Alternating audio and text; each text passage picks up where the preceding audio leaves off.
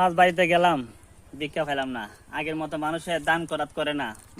এখন মানুষের প্রতি মায়া মহব্বত নাই। রমজান মাস এলে দান করাত করতো, এখন করে না। মানুষের রীতি সব পাল্টাই গেছে।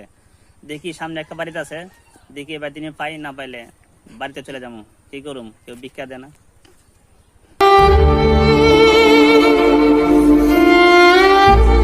আমি কার বাড়িতে আইলাম গো, দয়া মায়া নাই।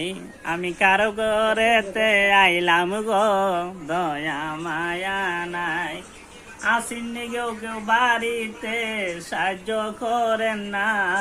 আমি কার বাড়িতে আইলাম গো, দয়া মায়া নাই। আসেননি, দিলা ভিক্ষা টাকা দেন রমজান মাস উপলক্ষে।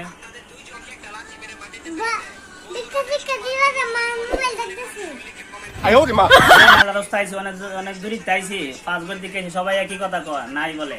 এগুলি হইলে আমরা চলুন কেমনে?